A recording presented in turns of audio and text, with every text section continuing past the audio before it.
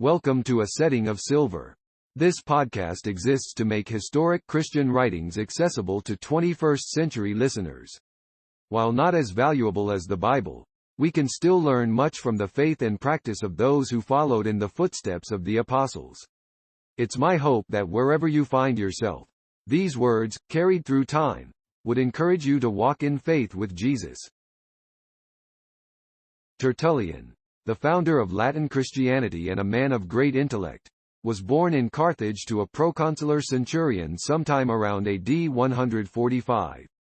He was likely educated in Rome as an expert in law and joined the church around 185, becoming a presbyter in 190.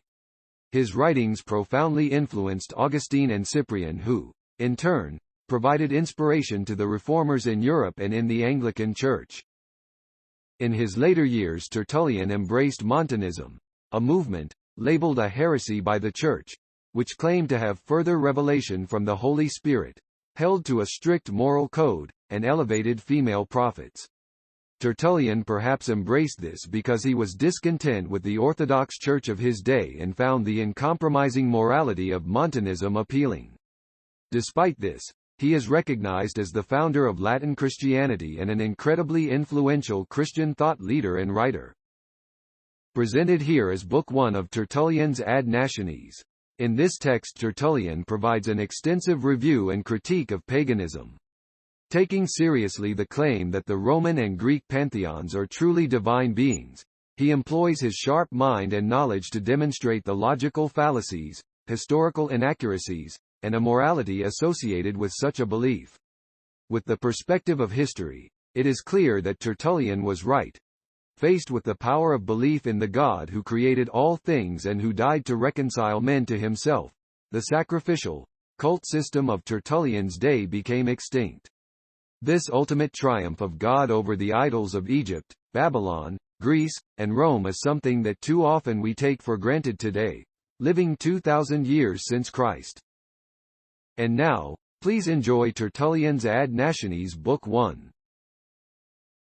One proof of that ignorance of yours, which condemns whilst it excuses your injustice, is at once apparent in the fact that all who once shared in your ignorance and hatred of the Christian religion, as soon as they have come to know it, leave off their hatred when they cease to be ignorant. Nay more, they actually themselves become what they had hated, and take to hating what they had once been. Day after day, indeed, you groan over the increasing number of the Christians. Your constant cry is, that the state is beset by us. That Christians are in your fields, in your camps, in your islands. You grieve over it as a calamity, that each sex, every age, in short, every rank, is passing over from you to us. Yet you do not even after this set your minds upon reflecting whether there be not here some latent good. You do not allow yourselves in suspicions which may prove too true, nor do you like ventures which may be too near the mark. This is the only instance in which human curiosity grows torpid.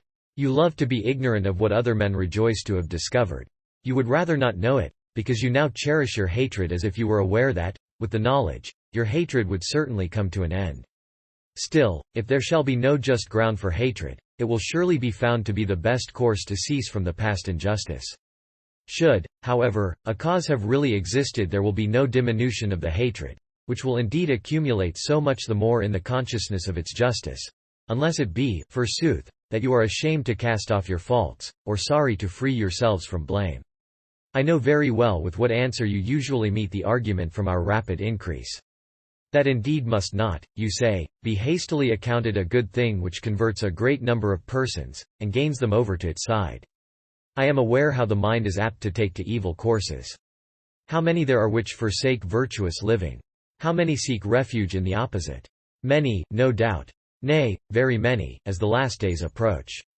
But such a comparison as this fails in fairness of application, for all are agreed in thinking thus of the evil doer, so that not even the guilty themselves, who take the wrong side, and turn away from the pursuit of good to perverse ways, are bold enough to defend evil as good. Base things excite their fear, impious ones their shame. In short, they are eager for concealment, they shrink from publicity, they tremble when caught. When accused, they deny. Even when tortured, they do not readily or invariably confess their crime. At all events, they grieve when they are condemned. They reproach themselves for their past life. their change from innocence to an evil disposition they even attribute to fate. They cannot say that it is not a wrong thing, therefore they will not admit it to be their own act. As for the Christians, however, in what does their case resemble this? No one is ashamed. No one is sorry, except for his former sins. If he is pointed at, for his religion, he glories in it. If dragged to trial, he does not resist. If accused, he makes no defense. When questioned, he confesses. When condemned, he rejoices. What sort of evil is this, in which the nature of evil comes to a standstill? In this case you actually conduct trials contrary to the usual form of judicial process against criminals. For when culprits are brought up for trial, should they deny the charge, you press them for a confession by tortures. When Christians, however, confess without compulsion, you apply the torture to induce them to deny. What great perverseness is this, when you stand out against confession, and change the use of the torture, compelling the man who frankly acknowledges the charge to evade it, and him who is unwilling, to deny it. You, who preside for the purpose of extorting truth, demand falsehood from us alone that we may declare ourselves not to be what we are. I suppose you do not want us to be bad men, and therefore you earnestly wish to exclude us from that character. To be sure, you put others on the rack and the gibbet, to get them to deny what they have the reputation of being. Now, when they deny the charge against them, you do not believe them, but on our denial, you instantly believe us. If you feel sure that we are the most injurious of men, why, even in processes against us, are we dealt with by you differently from other offenders? I do not mean that you make no account of either an accusation or a denial, for your practice is not hastily to condemn men without an indictment and a defense. But, to take an instance in the trial of a murderer, the case is not at once ended, or the inquiry satisfied, on a man's confessing himself the murderer. However complete his confession, you do not readily believe him. But over and above this, you inquire into accessory circumstances. How often had he committed murder? With what weapons, in what place, with what plunder, accomplices, and abettors after the fact? Was the crime perpetrated? To the end that nothing whatever respecting the criminal might escape detection, and that every means should be at hand for arriving at a true verdict. In our case, on the contrary, whom you believe to be guilty of more atrocious and numerous crimes, you frame your indictments in briefer and lighter terms. I suppose you do not care to load with accusations men whom you earnestly wish to get rid of, or else you do not think it necessary to inquire into matters which are known to you already. It is, however, all the more perverse that you compel us to deny charges about which you have the clearest evidence. But, indeed, how much more consistent were it with your hatred of us to dispense with all forms of judicial process, and to strive with all your might not to urge us to say, no, and so have to acquit the objects of your hatred, but to confess all and singular the crimes laid to our charge, that your resentments might be the better glutted with an accumulation of our punishments, when it becomes known how many of those feasts each one of us may have celebrated, and how many incests we may have committed under cover of the night. What am I saying? Since your researches for rooting out our society must needs be made on a wide scale, you ought to extend your inquiry against our friends and companions. Let our infanticides and the dressers, of our horrible repasts, be brought out, ay, and the very dogs which minister to our incestuous nuptials. Then the business of our trial would be without a fault. Even to the crowds which throng the spectacles a zest would be given. For with how much greater eagerness would they resort to the theatre, when one had to fight in the lists who had devoured 100 babies. For since such horrid and monstrous crimes are reported of us, they ought, of course, to be brought to light, lest they should seem to be incredible, and the public detestation of us should begin to cool. For most persons are slow to believe such things, feeling a horrible disgust at supposing that our nature could have an appetite for the food of wild beasts, when it has precluded these from all concubinage with the race of man.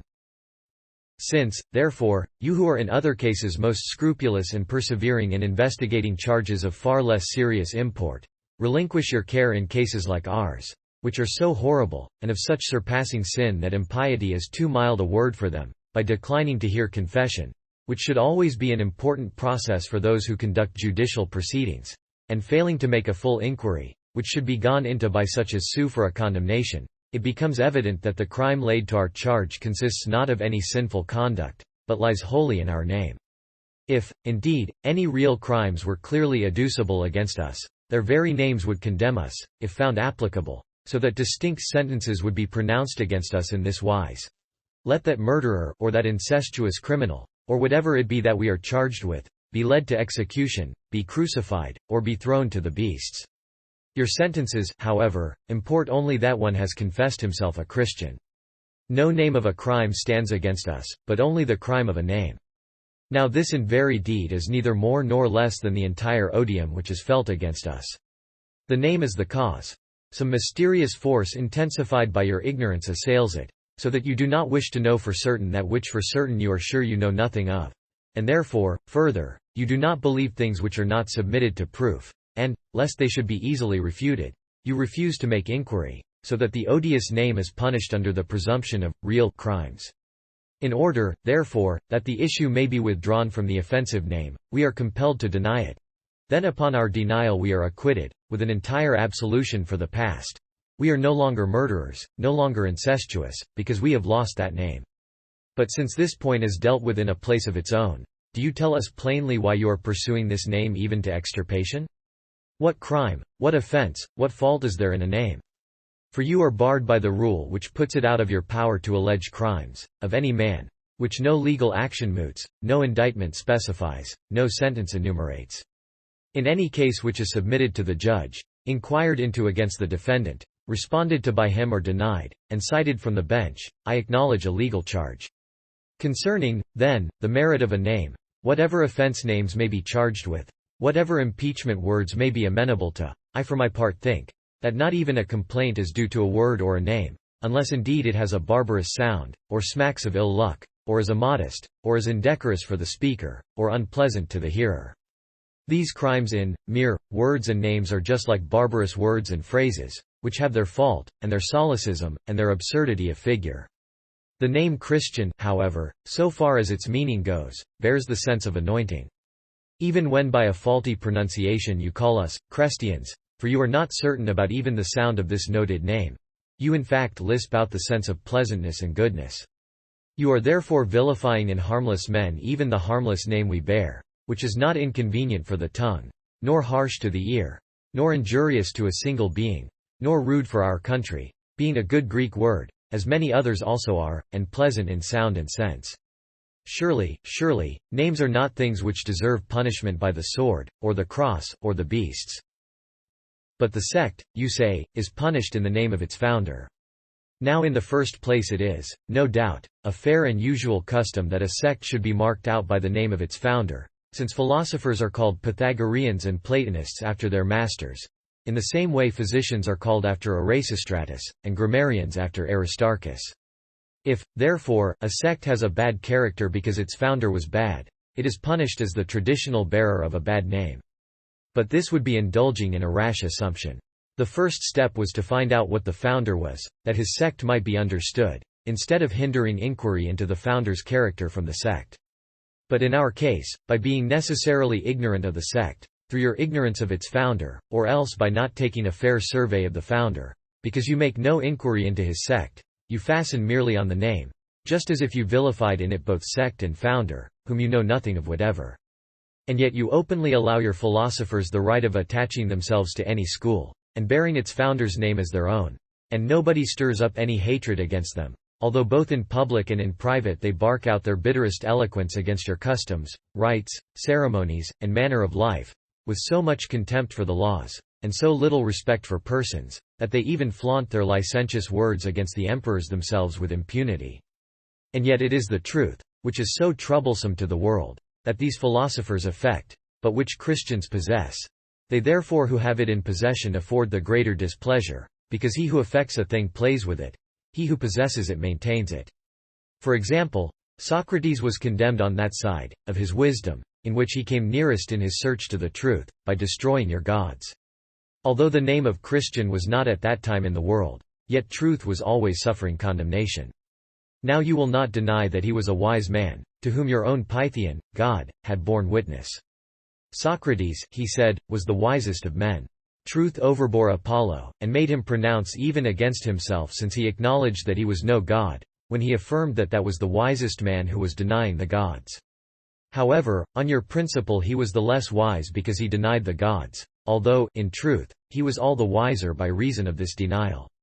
It is just in the same way that you are in the habit of saying of us, Lucius Titius is a good man, only he is a Christian, while another says, I wonder that so worthy a man as Caius has become a Christian. According to the blindness of their folly men praise what they know, and blame what they are ignorant of, and that which they know, they vitiate by that which they do not know. It occurs to none, to consider, whether a man is not good and wise because he is a Christian, or therefore a Christian because he is wise and good, although it is more usual in human conduct to determine obscurities by what is manifest, than to prejudice what is manifest by what is obscure. Some persons wonder that those whom they had known to be unsteady, worthless, or wicked before they bore this name, have been suddenly converted to virtuous courses, and yet they better know how to wonder at the change, than to attain to it. Others are so obstinate in their strife as to do battle with their own best interests, which they have it in their power to secure by intercourse with that hated name. I know more than one husband, formerly anxious about their wives' conduct, and unable to bear even mice to creep into their bedroom without a groan of suspicion, who have, upon discovering the cause of their new assiduity, and their unwanted attention to the duties of home, offered the entire loan of their wives to others, disclaimed all jealousy, and preferred to be the husbands of she-wolves than of Christian women. They could commit themselves to a perverse abuse of nature, but they could not permit their wives to be reformed for the better. A father disinherited his son, with whom he had ceased to find fault. A master sent his slave to Bridewell, whom he had even found to be indispensable to him. As soon as they discovered them to be Christians, they wished they were criminals again, for our discipline carries its own evidence in itself, nor are we betrayed by anything else than our own goodness, just as bad men also become conspicuous by their own evil. Else how is it that we alone are, contrary to the lessons of nature, branded as very evil because of our good? For what mark do we exhibit except the prime wisdom, which teaches us not to worship the frivolous works of the human hand? The temperance, by which we abstain from other men's goods. The chastity, which we pollute not even with a look. The compassion, which prompts us to help the needy. The truth itself, which makes us give offense, and liberty, for which we have even learned to die. Whoever wishes to understand who the Christians are, must needs employ these marks for their discovery. As to your saying of us that we are a most shameful set, and utterly steeped in luxury, avarice, and depravity, we will not deny that this is true of some. It is, however, a sufficient testimonial for our name, that this cannot be said of all, not even of the greater part of us. It must happen even in the healthiest and purest body, that a mole should grow, or a wart arise on it, or freckles disfigure it. Not even the sky itself is clear with so perfect a serenity as not to be flecked with some filmy cloud. A slight spot on the face, because it is obvious in so conspicuous a part, only serves to show purity of the entire complexion. The goodness of the larger portion is well attested by the slender flaw. But although you prove that some of our people are evil, you do not hereby prove that they are Christians. Search and see whether there is any sect to which a partial shortcoming is imputed as a general stain. You are accustomed in conversation yourselves to say, in disparagement of us, why is so and so deceitful, when the Christians are so self-denying? Why merciless, when they are so merciful? You thus bear your testimony to the fact that this is not the character of Christians, when you ask, in the way of a retort, how men who are reputed to be Christians can be of such and such a disposition.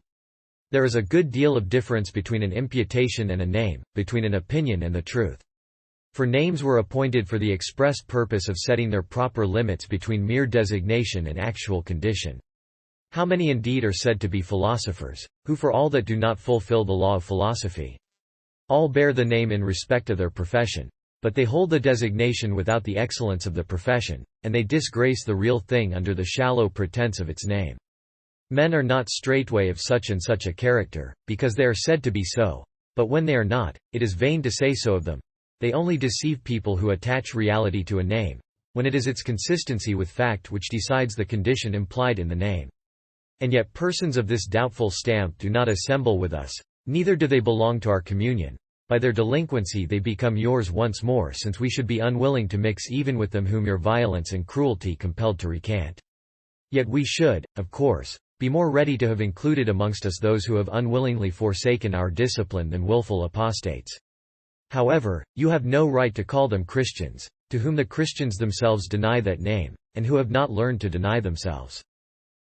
Whenever these statements and answers of ours, which truth suggests of its own accord, press and restrain your conscience, which is the witness of its own ignorance, You betake yourselves in hot haste to that poor altar of refuge, the authority of the laws, because these, of course, would never punish the offensive sect, if their deserts had not been fully considered by those who made the laws.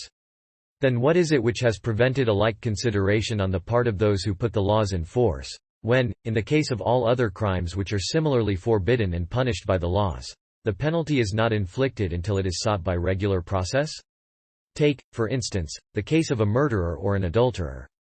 An examination is ordered touching the particulars of the crime, even though it is patent to all what its nature is.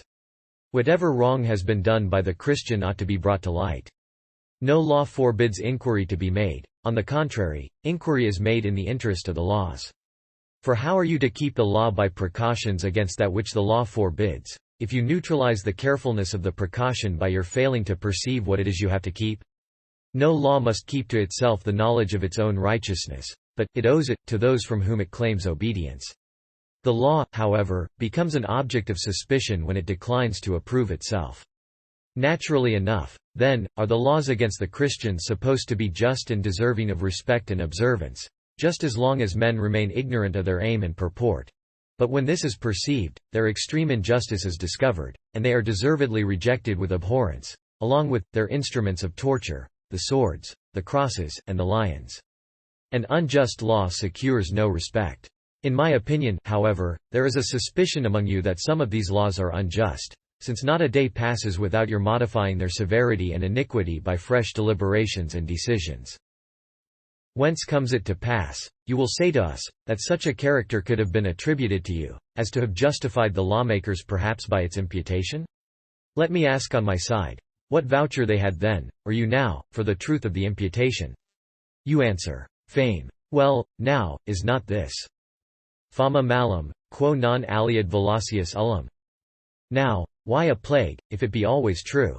It never ceases from lying, nor even at the moment when it reports the truth is it so free from the wish to lie, as not to interweave the false with the true, by processes of addition, diminution, or confusion of various facts. Indeed, such is its condition, that it can only continue to exist while it lies. For it lives only just so long as it fails to prove anything. As soon as it proves itself true, it falls, and, as if its office of reporting news were at an end, it quits its post. Thenceforward the thing is held to be a fact, and it passes under that name. No one, then, says, to take an instance, the report is that this happened at Rome, or, the rumor goes that he has got a province. But, he has got a province, and, this happened at Rome.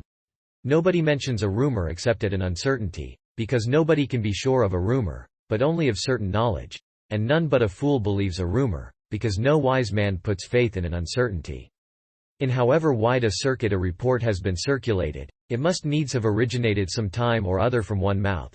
Afterwards it creeps on somehow to ears and tongues which pass it on and so obscures the humble error in which it began, that no one considers whether the mouth which first set it a-going disseminated a falsehood, a circumstance which often happens either from a temper of rivalry, or a suspicious turn, or even the pleasure of feigning news.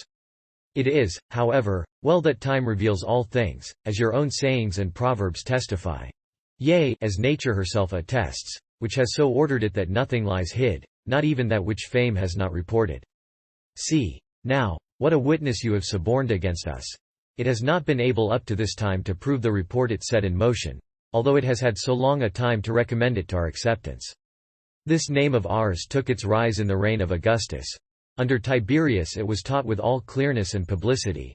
Under Nero it was ruthlessly condemned, and you may weigh its worth and character even from the person of its persecutor. If that prince was a pious man, then the Christians are impious. If he was just, if he was pure, then the Christians are unjust and impure. If he was not a public enemy, we are enemies of our country. What sort of men we are, our persecutor himself shows, since he of course punished what produced hostility to himself. Now, although every other institution which existed under Nero has been destroyed, yet this of ours has firmly remained. Righteous, it would seem, as being unlike the author of its persecution. 250 years, then, have not yet passed since our life began. During the interval there have been so many criminals. So many crosses have obtained immortality. So many infants have been slain. So many loaves steeped in blood. So many extinctions of candles. So many dissolute marriages. And up to the present time it is mere report which fights against the Christians. No doubt it has a strong support in the wickedness of the human mind, and utters its falsehoods with more success among cruel and savage men.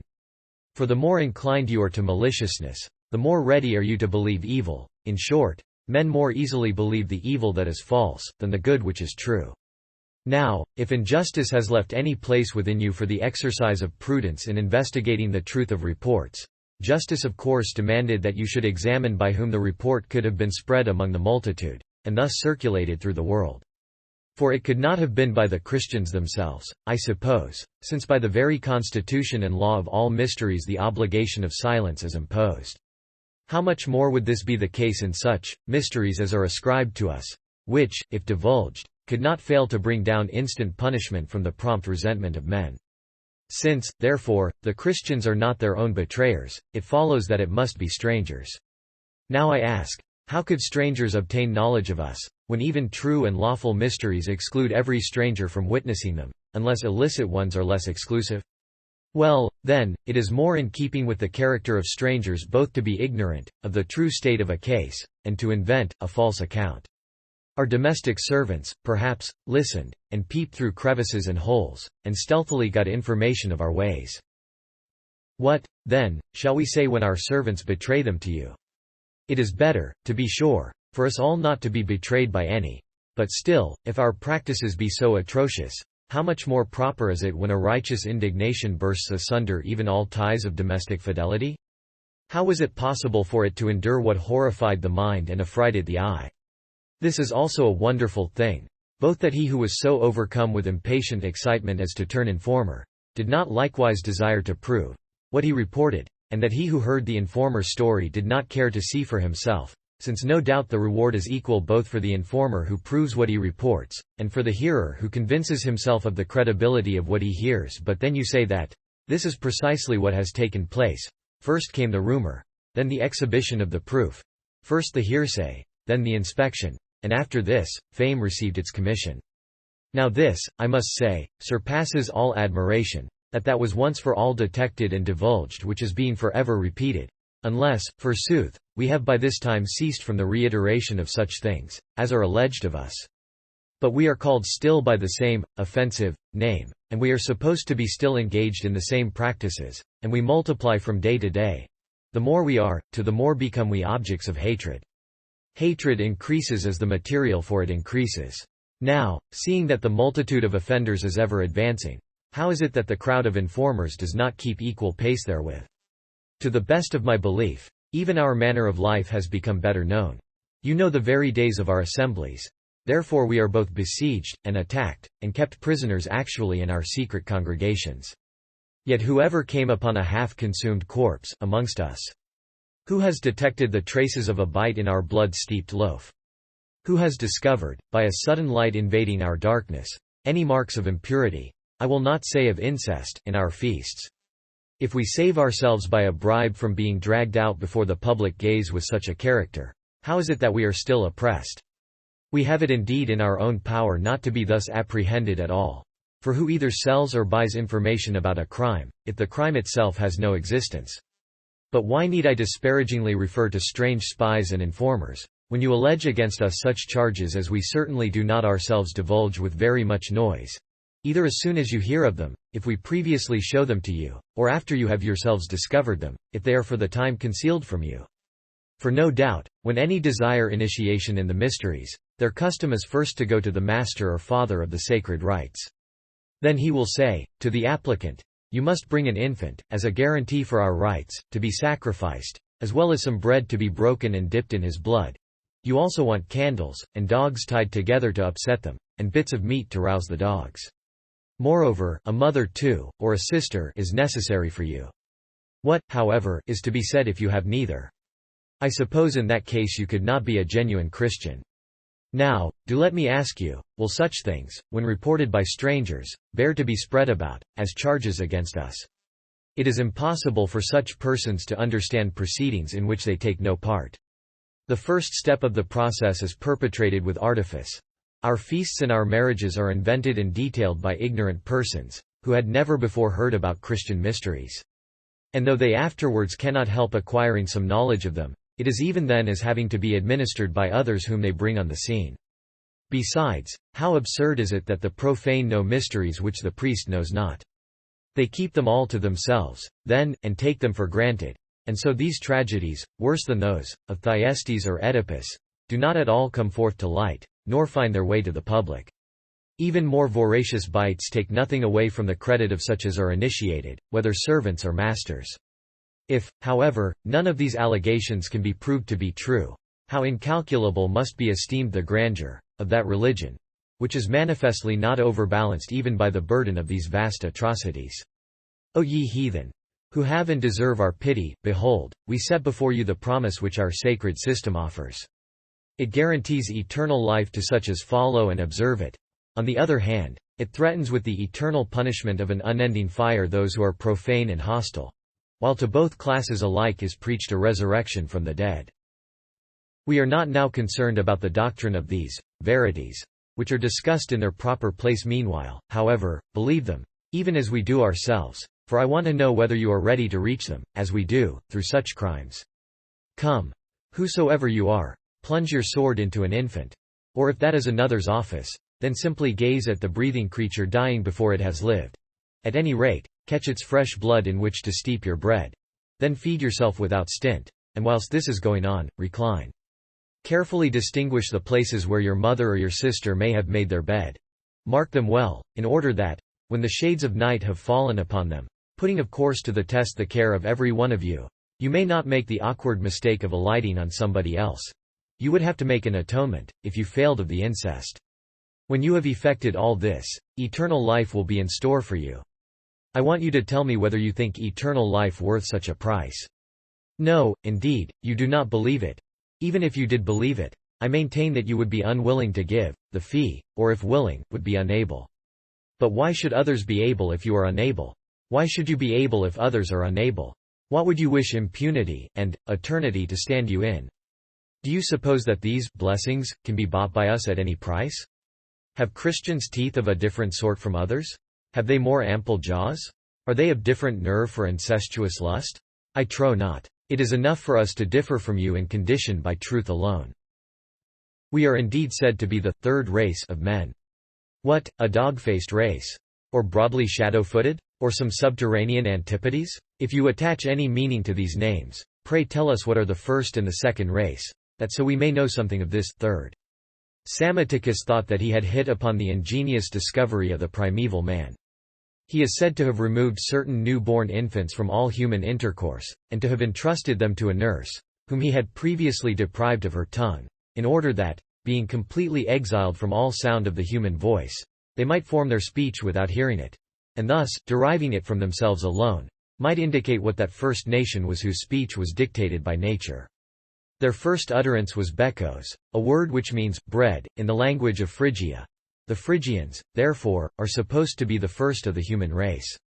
But it will not be out of place if we make one observation, with a view to show how your faith abandons itself more to vanities than to verities.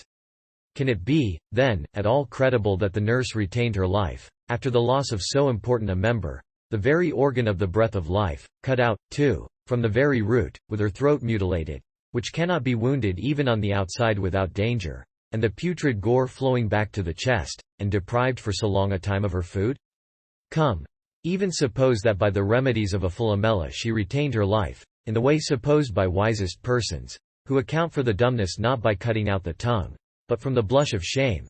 If on such a supposition she lived, she would still be able to blurt out some dull sound. And a shrill inarticulate noise from opening the mouth only, without any modulation of the lips, might be forced from the mere throat, though there were no tongue to help. This, it is probable, the infants readily imitated, and the more so because it was the only sound. Only they did it a little more neatly, as they had tongues, and then they attached to it a definite signification. Granted, then, that the Phrygians were the earliest race, it does not follow that the Christians are the third. For how many other nations come regularly after the Phrygians? Take care, however, lest those whom you call the third race should obtain the first rank, since there is no nation indeed which is not Christian. Whatever nation, therefore, was the first, is nevertheless Christian now. It is ridiculous folly which makes you say we are the latest race, and then specifically call us the third. But it is in respect of our religion, not of our nation, that we are supposed to be the third, the series being the Romans, the Jews, and the Christians after them. Where, then, are the Greeks? Or if they are reckoned amongst the Romans in regard to their superstition, since it was from Greece that Rome borrowed even her gods, where at least are the Egyptians, since these have, so far as I know, a mysterious religion peculiar to themselves. Now, if they who belong to the third race are so monstrous, what must they be supposed to be who preceded them in the first and the second place? But why should I be astonished at your vain imputations? Under the same natural form, malice and folly have always been associated in one body and growth, and have ever opposed us under the one instigator of error. Indeed, I feel no astonishment, and therefore, as it is necessary for my subject, I will enumerate some instances, that you may feel the astonishment by the enumeration of the folly into which you fall, when you insist on our being the causes of every public calamity or injury. If the Tiber has overflowed its banks, if the Nile has remained in its bed, if the sky has been still, or the earth been in commotion, if death has made its devastations, or famine its afflictions, your cry immediately is, "This is the fault of the Christians." As if they who fear the true God could have to fear a light thing, or at least anything else, than an earthquake or famine, or such visitations. I suppose it is as despisers of your gods that we call down on us these strokes of theirs. As we have remarked already, 300 years have not yet passed in our existence. But what vast scourges before that time fell on all the world, on its various cities and provinces. What terrible wars, both foreign and domestic. What pestilences, famines, conflagrations, yawnings, and quakings of the earth has history recorded. Where were the Christians, then, when the Roman state furnished so many chronicles of its disasters? Where were the Christians when the islands Hera, Anif, and Delos, and Rhodes, and Sea were desolated with multitudes of men? Or, again, when the land mentioned by Plato as larger than Asia or Africa was sunk in the Atlantic Sea? Or when fire from heaven overwhelmed Volsini, and flames from their own mountain consumed Pompeii? When the Sea of Corinth was engulfed by an earthquake? When the whole world was destroyed by the deluge? Where then were, I will not say the Christians, who despise your gods, but, your gods themselves, who are proved to be of later origin than that great ruin by the very places and cities in which they were born, sojourned, and were buried, and even those which they founded? For else they would not have remained to the present day, unless they had been more recent than that catastrophe. If you do not care to peruse and reflect upon these testimonies of history, the record of which affects you differently from us, in order especially that you may not have to tax your gods with extreme injustice, since they injure even their worshippers on account of their despisers, do you not then prove yourselves to be also in the wrong, when you hold them to be gods, who make no distinction between the deserts of yourselves and profane persons?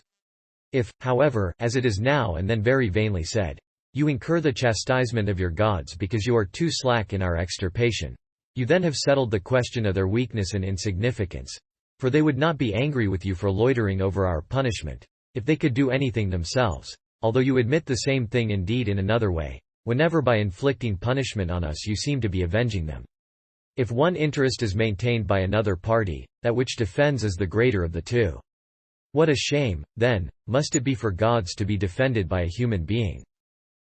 Pour out now all your venom. Fling against this name of ours all your shafts of calumny. I shall stay no longer to refute them, but they shall by and by be blunted, when we come to explain our entire discipline. I shall content myself now indeed with plucking these shafts out of our own body, and hurling them back on yourselves. The same wounds which you have inflicted on us by your charges I shall show to be imprinted on yourselves, that you may fall by your own swords and javelins. Now, first, when you direct against us the general charge of divorcing ourselves from the institutions of our forefathers, consider again and again whether you are not yourselves open to that accusation in common with us. For when I look through your life and customs, lo, what do I discover but the old order of things corrupted, nay, destroyed by you? Of the laws I have already said, that you are daily supplanting them with novel decrees and statutes. As to everything else in your manner of life, how great are the changes you have made from your ancestors, in your style, your dress, your equipage, your very food, and even in your speech. For the old-fashioned you banish, as if it were offensive to you. Everywhere, in your public pursuits and private duties, antiquity is repealed. All the authority of your forefathers your own authority has superseded. To be sure, you are forever praising old customs, but this is only to your greater discredit, for you nevertheless persistently reject them. How great must your perverseness have been, to have bestowed approbation on your ancestors' institutions, which were too inefficient to be lasting, all the while that you were rejecting the very objects of your approbation. But even that very heirloom of your forefathers, which you seem to guard and defend with greatest fidelity, in which you actually find your strongest grounds for impeaching us as violators of the law, and from which your hatred of the Christian name derives all its life, I mean the worship of the gods, I shall prove to be undergoing ruin and contempt from yourselves no less than from us, unless it be that there is no reason for our being regarded as despisers of the gods like yourselves, on the ground that nobody despises what he knows has absolutely no existence. What certainly exists can be despised. That which is nothing, suffers nothing. From those, therefore, to whom it is an existing thing, must necessarily proceed the suffering which affects it. All the heavier, then, is the accusation which burdens you who believe that there are gods and, at the same time, despise them, who worship and also reject them, who honor and also assail them. One may also gather the same conclusion from this consideration. Above all, since you worship various gods, some one and some another, you of course despise those which you do not worship. A preference for the one is not possible without slighting the other, and no choice can be made without a rejection. He who selects some one out of many, has already slighted the other which he does not select. But it is impossible that so many and so great gods can be worshipped by all. Then you must have exercised your contempt, in this matter, even at the beginning, since indeed you were not then afraid of so ordering things, that all the gods could not become objects of worship to all. For those very wise and prudent ancestors of yours, whose institutions you know not how to repeal, especially in respect of your gods, are themselves found to have been impious. I am much mistaken, if they did not sometimes decree that no general should dedicate a temple, which he may have vowed in battle, before the Senate gave its sanction, as in the case of Marcus Aemilius, who had made a vow to the god Albernus. Now is it not confessedly the greatest impiety, nay, the greatest insult, to place the honor of the deity at the will and pleasure of human judgment, so that there cannot be a god except the Senate permit him? Many times have the censors destroyed a god, without consulting the people. Father Bacchus, with all his ritual, was certainly by the consuls, on the Senate's authority, cast not only out of the city, but out of all Italy, whilst Varro informs us that Serapis also, and Isis, and Arpocrates, and Anubis, were excluded from the capital, and that their altars which the Senate had thrown down were only restored by the popular violence. The consul Gabinius, however, on the first day of the ensuing January, although he gave a tardy consent to some sacrifices, in deference to the crowd which assembled, because he had failed to decide about Serapis and Isis, yet held the judgment of the Senate to be more potent than the clamor of the multitude, and forbade the altars to be built. Here, then, you have amongst your own forefathers, if not the name, at all events the procedure, of the Christians, which despises the gods if, however, you were even innocent of the charge of treason against them in the honor you pay them. I still find that you have made a consistent advance in superstition as well as impiety. For how much more irreligious are you found to be? There are your household gods, the Lares and the Penates, which you possess by a family consecration. You even tread them profanely underfoot, you and your domestics, by hawking and pawning them for your wants or your whims. Such insolent sacrilege might be excusable, if it were not practiced against your humbler deities. As it is, the case is only the more insolent. There is, however, some consolation for your private household gods under these affronts, that you treat your public deities with still greater indignity and insolence. First of all, you advertise them for auction, submit them to public sale, knock them down to the highest bidder, when you every 5 years bring them to the hammer among your revenues. For this purpose you frequent the temple of Serapis or the Capitol, hold your sales there, conclude your contracts, as if they were markets, with the well-known voice of the crier, and, the self-same levy of the quaestor. Now lands become cheaper when burdened with tribute, and men by the capitation tax diminish in value. These are the well-known marks of slavery. But the gods, the more tribute they pay, become more holy. Or rather, the more holy they are, the more tribute do they pay. Their majesty is converted into an article of traffic. Men drive a business with their religion. The sanctity of the gods is beggared with sales and contracts. You make merchandise of the ground of your temples, of the approach to your altars, of your offerings, of your sacrifices. You sell the whole divinity of your gods. You will not permit their gratuitous worship. The auctioneers necessitate more repairs than the priests. It was not enough that you had insolently made a profit of your gods. If we would test the amount of your contempt, and you are not content to have withheld honor from them, you must also depreciate the little you do render to them by some indignity or other. What, indeed, do you do by way of honoring your gods, which you do not equally offer to your dead? You build temples for the gods, you erect temples also to the dead. You build altars for the gods, you build them also for the dead. You inscribe the same superscription over both. You sketch out the same lineaments for their statues, as best suits their genius, or profession, or age. You make an old man of Saturn, a beardless youth of Apollo. You form a virgin from Diana. In Mars you consecrate a soldier, a blacksmith in Vulcan. No wonder, therefore, if you slay the same victims and burn the same odors for your dead as you do for your gods. What excuse can be found for that insolence which classes the dead of whatever sort as equal with the gods? Even to your princes there are assigned the services of priests and sacred ceremonies and chariots, and cars, and the honors of the Solisternia and the Lectisternia, holidays and games. Rightly enough, since heaven is open to them. Still it is none the less contumelious to the gods. In the first place, because it could not possibly be decent that other beings should be numbered with them, even if it has been given to them to become divine after their birth. In the second place, because the witness who beheld the man caught up into heaven would not forswear himself so freely and palpably before the people, if it were not for the contempt felt about the object sworn to both by himself and those who allow the perjury. For these feel of themselves, that what is sworn to is nothing, and more than that, they go so far as to fee the witness, because he had the courage to publicly despise the avengers of perjury. Now, as to that, who among you is pure of the charge of perjury? By this time, indeed, there is an end to all danger in swearing by the gods, since the oath by Caesar carries with it more influential scruples, which very circumstance indeed tends to the degradation of your gods. For those who perjure themselves when swearing by Caesar are more readily punished than those who violate an oath to a Jupiter. But, of the two kindred feelings of contempt and derision, contempt is the more honorable, having a certain glory in its arrogance. For it sometimes proceeds from confidence, or the security of consciousness, or a natural loftiness of mind. Derision, however, is a more wanton feeling, and so far it points more directly to a carping insolence. Now only consider what great deriders of your gods you show yourselves to be.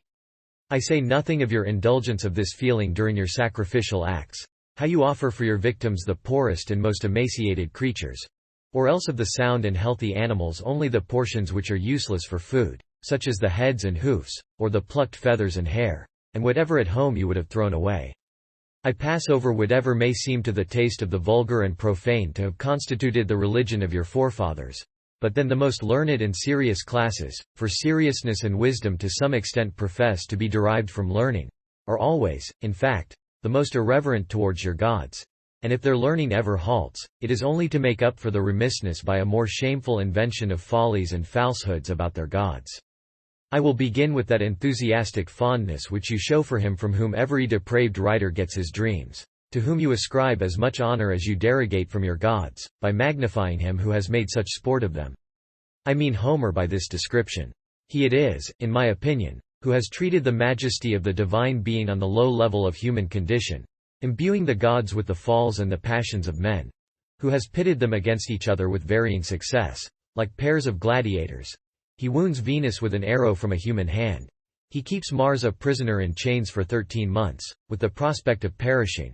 He parades Jupiter as suffering a like indignity from a crowd of celestial rebels.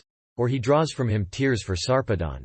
Or he represents him wantoning with Juno in the most disgraceful way, advocating his incestuous passion for her by a description and enumeration of his various amours. Since then, which of the poets has not, on the authority of their great prince, calumniated the gods, by either betraying truth or feigning falsehood?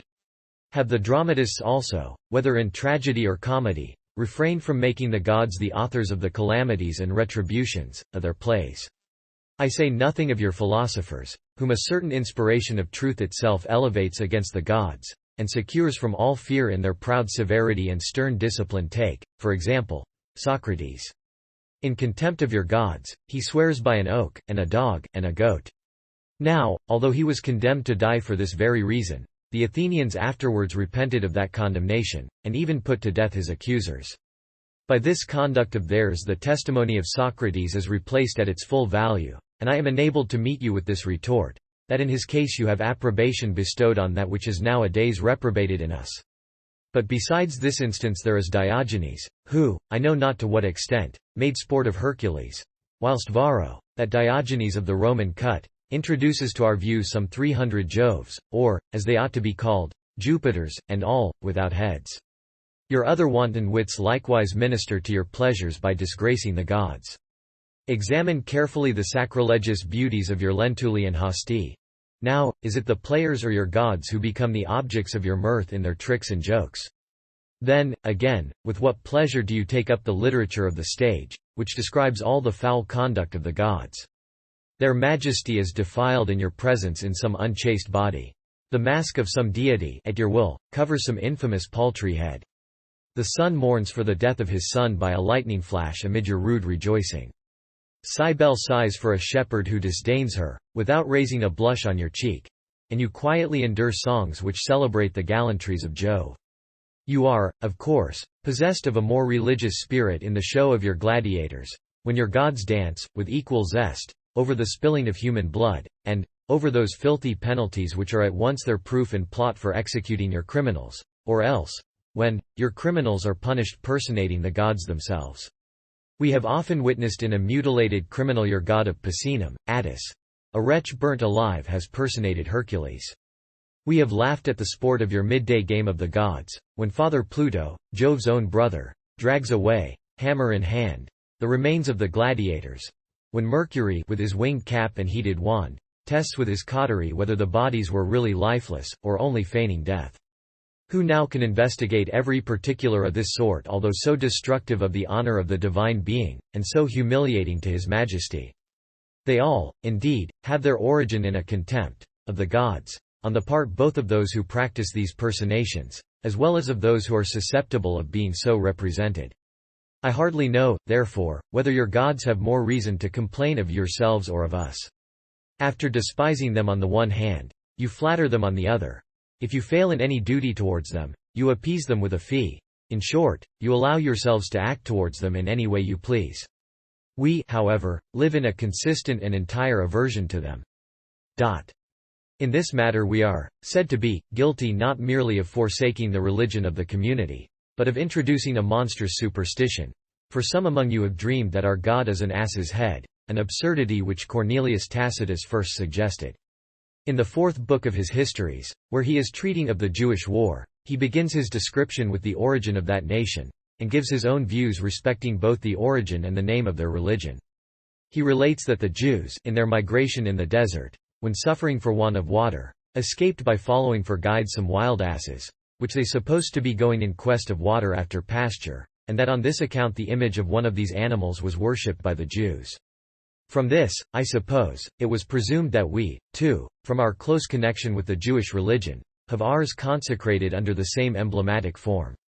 The same Cornelius Tacitus, however, who, to say the truth, is most loquacious in falsehood, forgetting his later statement, relates how Pompey the Great, after conquering the Jews and capturing Jerusalem, entered the temple, but found nothing in the shape of an image, though he examined the place carefully.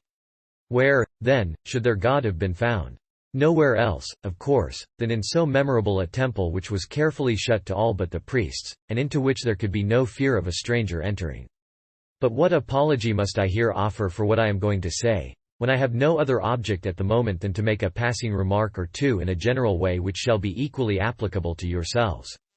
Suppose that our God, then, be an asinine person, will you at all events deny that you possess the same characteristics with ourselves in that matter?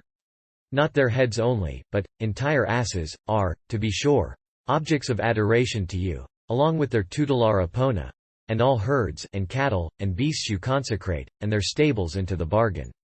This, perhaps, is your grievance against us, that, when surrounded by cattle worshippers of every kind we are simply devoted to asses.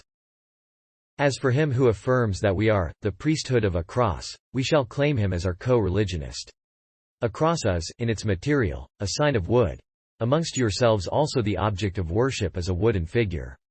Only, whilst with you the figure is a human one, with us the wood is its own figure.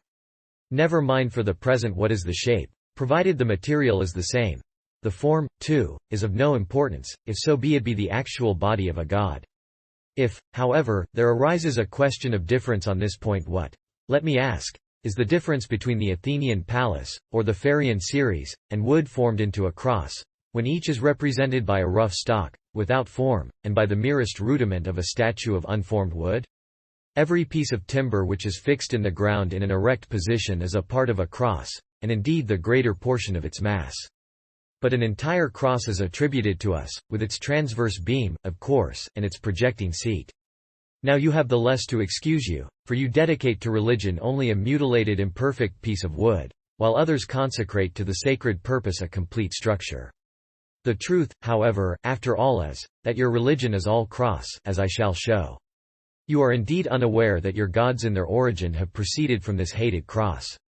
Now, every image, whether carved out of wood or stone, or molten in metal, or produced out of any other richer material, must needs have had plastic hands engaged in its formation.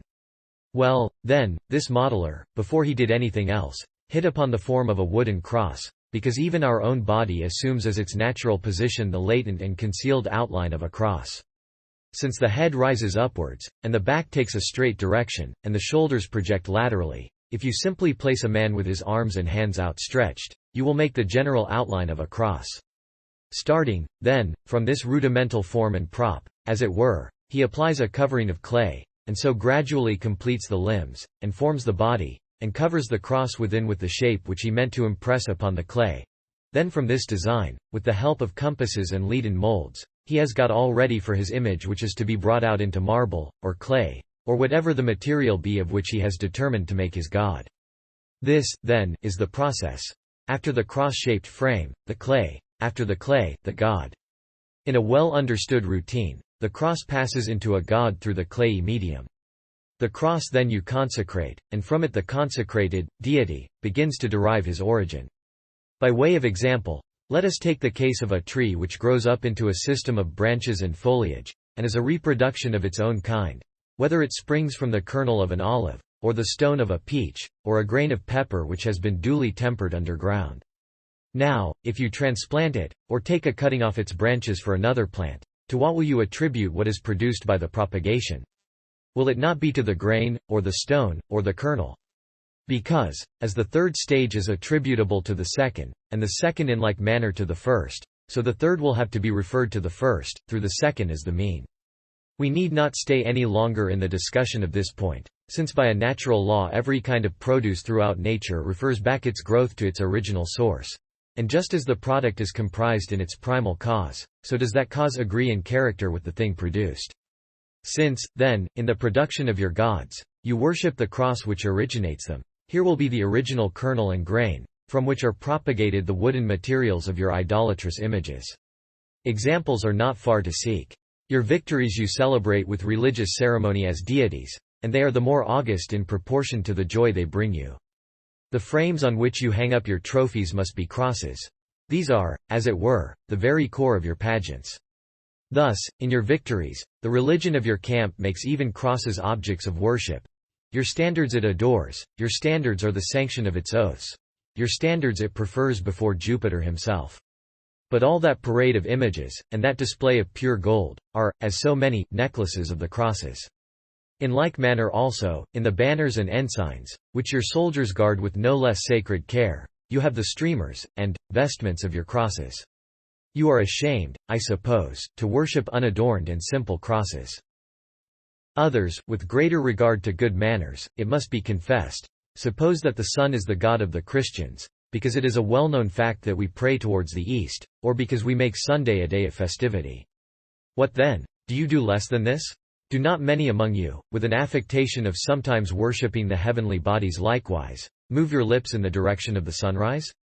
It is you, at all events, who have even admitted the sun into the calendar of the week, and you have selected its day, in preference to the preceding day as the most suitable in the week for either an entire abstinence from the bath, or for its postponement until the evening, or for taking rest and for banqueting.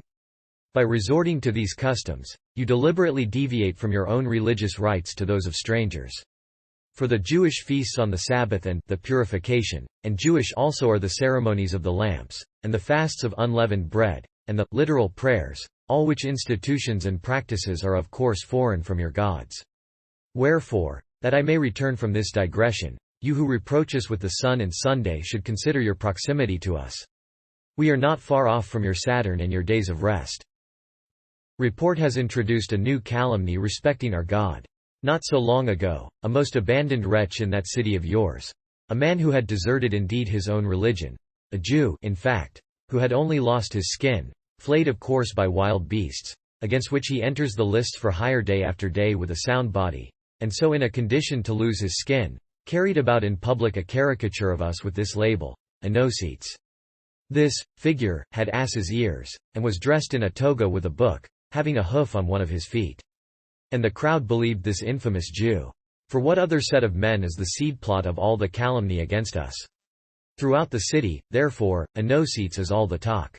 As, however, it is less than a 9 days' wonder, and so destitute of all authority from time, and weak enough from the character of its author, I shall gratify myself by using it simply in the way of a retort. Let us then see whether you are not here also found in our company. Now it matters not what their form may be, when our concern is about deformed images. You have amongst you gods with a dog's head, and a lion's head, with the horns of a cow, and a ram, and a goat, goat-shaped or serpent-shaped, and winged in foot, head, and back. Why therefore brand our one God so conspicuously? Many an Enocetes is found amongst yourselves. Since we are on a par in respect of the gods, it follows that there is no difference between us on the point of sacrifice, or even of worship, if I may be allowed to make good our comparison from another sort of evidence. We begin our religious service, or initiate our mysteries, with slaying an infant. As for you, since your own transactions in human blood and infanticide have faded from your memory, you shall be duly reminded of them in the proper place. We now postpone most of the instances, that we may not seem to be everywhere handling the selfsame topics. Meanwhile, as I have said, the comparison between us does not fail in another point of view. For if we are infanticides in one sense, you also can hardly be deemed such in any other sense. Because, although you are forbidden by the laws to slay newborn infants, it so happens that no laws are evaded with more impunity or greater safety, with the deliberate knowledge of the public, and the suffrages of this entire age. Yet there is no great difference between us, only you do not kill your infants in the way of a sacred rite, nor, as a service to God. But then you make away with them in a more cruel manner, because you expose them to the cold and hunger, and to wild beasts, or else you get rid of them by the slower death of drowning. If, however, there does occur any dissimilarity between us in this matter, you must not overlook the fact that it is your own dear children whose life you quench, and this will supplement, nay, abundantly aggravate, on your side of the question, whatever is defective in us on other grounds. Well, but we are said to sup off our impious sacrifice. Whilst we postpone to a more suitable place whatever resemblance even to this practice is discoverable amongst yourselves, we are not far removed from you in voracity. If in the one case there is unchastity, and in ours cruelty, we are still on the same footing, if I may so far admit our guilt, in nature, where cruelty is always found in concord with unchastity. But, after all, what do you less than we? Or rather, what do you not do in excess of us? I wonder whether it be a small matter to you to pant for human entrails, because you devour full-grown men alive?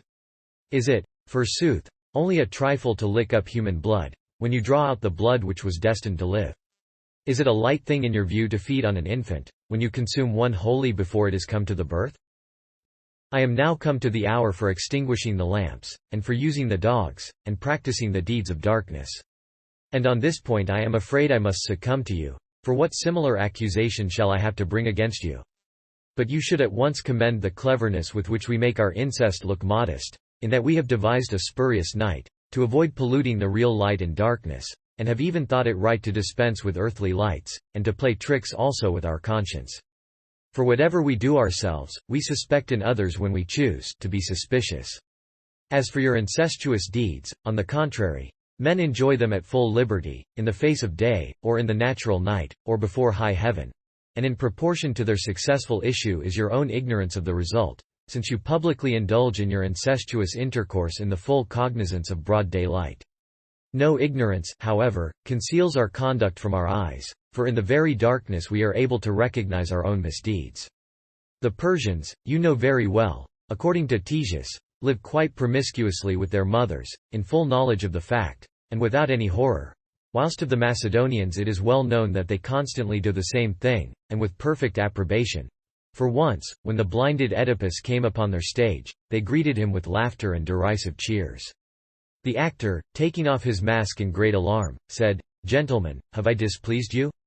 "Certainly not," replied the Macedonians, "you have played your part well enough.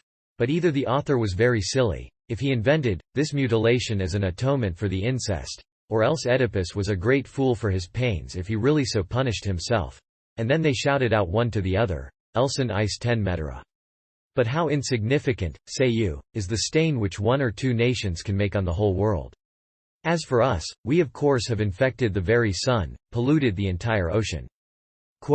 Then, one nation which is free from the passions which allure the whole race of men to incest. If there is a single nation which knows nothing of concubinage through the necessity of age and sex, to say nothing of lust and licentiousness, that nation will be a stranger to incest. If any nature can be found so peculiarly removed from the human state as to be liable neither to ignorance, nor error, nor misfortune, that alone may be adduced with any consistency as an answer to the Christians. Reflect, therefore, on the licentiousness which floats about amongst men's passions as if they were the winds, and consider whether there be any communities which the full and strong tides of passion fail to waft to the commission of this great sin. In the first place, when you expose your infants to the mercy of others, or leave them for adoption to better parents than yourselves, do you forget what an opportunity for incest is furnished? How wide a scope is opened for its accidental commission? Undoubtedly, such of you as are more serious from a principle of self-restraint and careful reflection, abstain from lusts which could produce results of such a kind, in whatever place you may happen to be, at home or abroad, so that no indiscriminate diffusion of seed, or licentious reception thereof, will produce children to you unawares, such as their very parents, or else other children, might encounter in inadvertent incest, for no restraint from age is regarded in the importunities of lust. All acts of adultery, all cases of fornication, all the licentiousness of public brothels, whether committed at home or perpetrated out of doors, serve to produce confusions of blood and complications of natural relationship, and thence to conduce to incest, from which consummation your players and buffoons draw the materials of their exhibitions. It was from such a source, too, that so flagrant a tragedy recently burst upon the public as that which the prefect Fusianus had judicially to decide. A boy of noble birth, who, by the unintentional neglect of his attendants, had strolled too far from home, was decoyed by some passers-by, and carried off. The paltry Greek who had the care of him, or somebody else, in true Greek fashion, had gone into the house and captured him. Having been taken away into Asia, he is brought, when arrived at full age, back to Rome, and exposed for sale. His own father buys him unawares, and treats him as a Greek.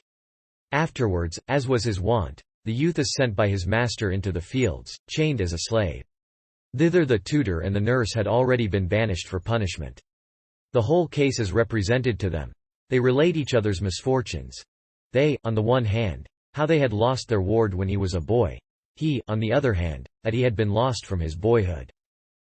But they agreed in the main, that he was a native of Rome of a noble family. Perhaps he further gave sure proofs of his identity accordingly, as God willed it for the purpose of fastening a stain upon that age.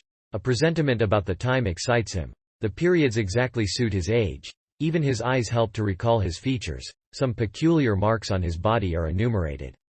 His master and mistress, who are now no other than his own father and mother, anxiously urge a protracted inquiry. The slave dealer is examined, the unhappy truth is all discovered. When their wickedness becomes manifest, the parents find a remedy for their despair by hanging themselves. To their son, who survives the miserable calamity, their property is awarded by the prefect, not as an inheritance, but as the wages of infamy and incest. That one case was a sufficient example for public exposure of the sins of this sort which are secretly perpetrated among you. Nothing happens among men in solitary isolation.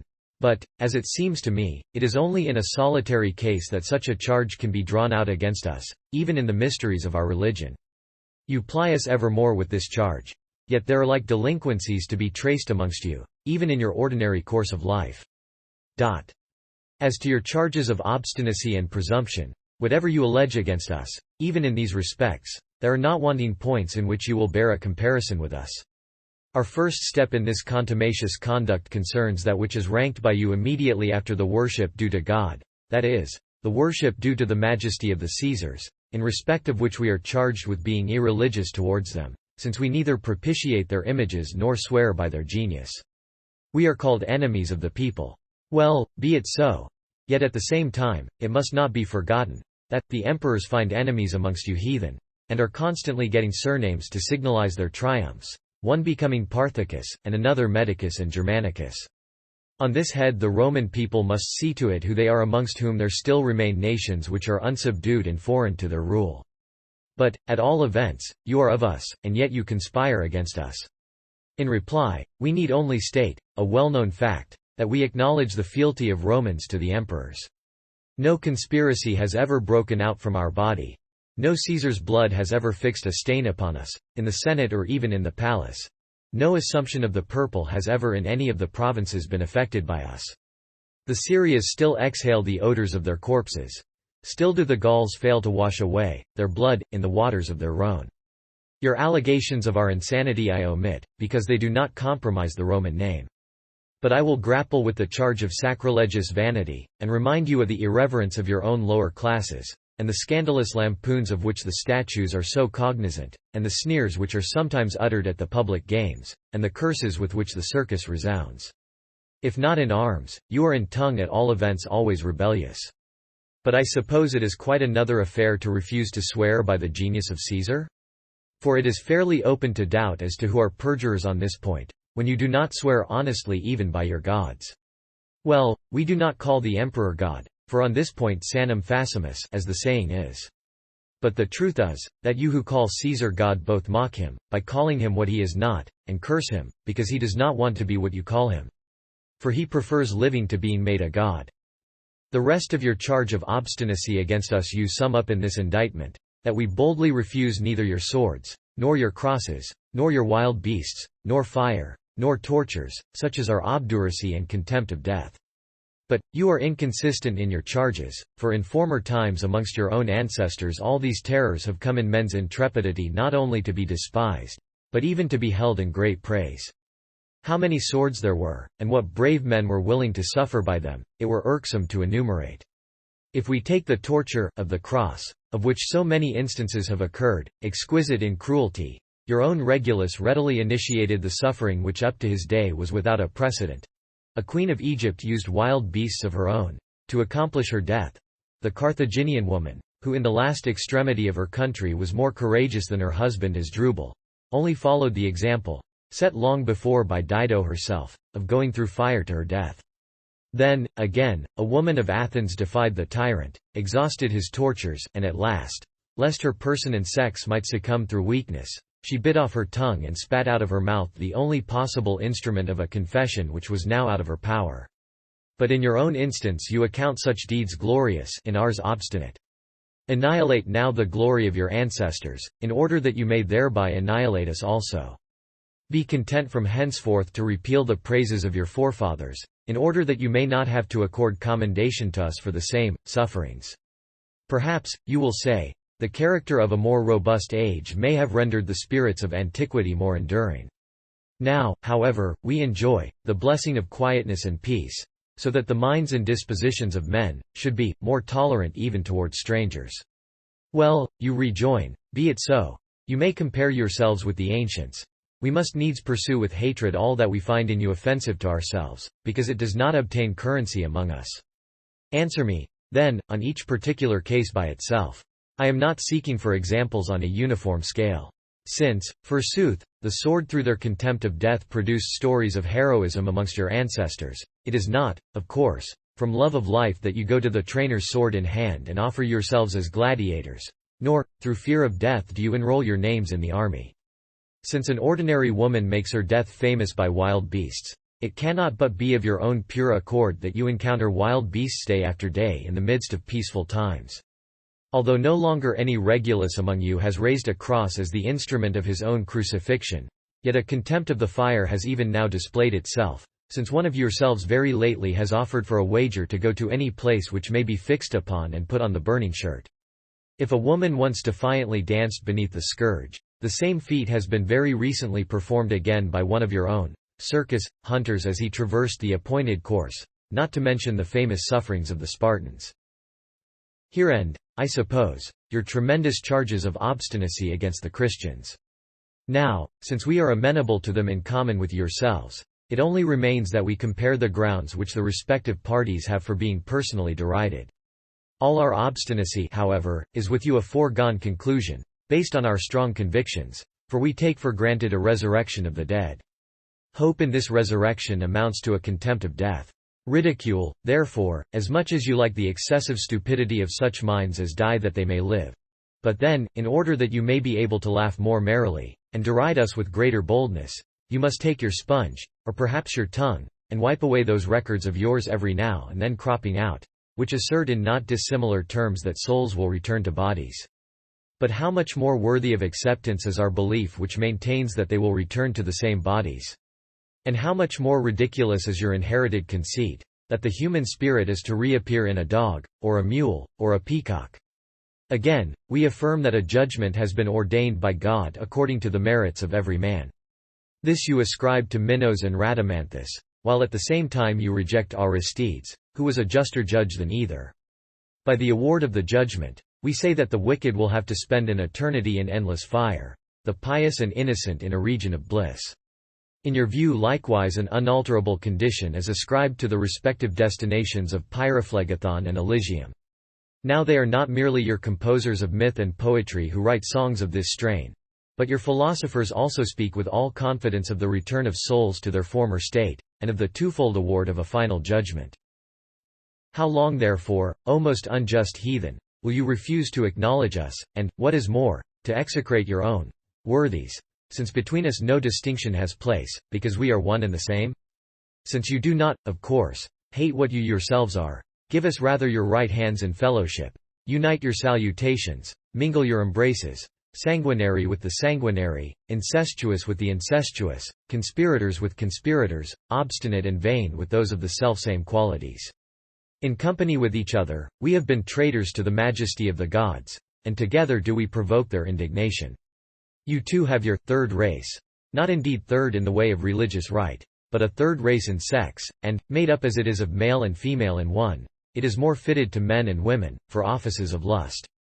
Well, then, do we offend you by the very fact of our approximation and agreement? Being on a par is apt to furnish unconsciously the materials for rivalry. Thus, a potter envies a potter, and a smith a smith. But we must now discontinue this imaginary confession. Our conscience has returned to the truth, and to the consistency of truth. For all those points which you allege, against us, will be really found in ourselves alone, and we alone can rebut them, against whom they are adduced, by getting you to listen to the other side of the question, whence that full knowledge is learnt which both inspires counsel and directs the judgment. Now it is in fact your own maxim, that no one should determine a cause without hearing both sides of it, and it is only in our own case that you neglect the equitable principle. You indulge to the full that fault of human nature, that those things which you do not disallow in yourselves you condemn in others, or you boldly charge against others those things the guilt of which you retain a lasting consciousness of in yourselves. The course of life in which you will choose to occupy yourselves is different from ours. Whilst chaste in the eyes of others, you are unchaste towards your own selves. Whilst vigorous against vice out of doors, you succumb to it at home.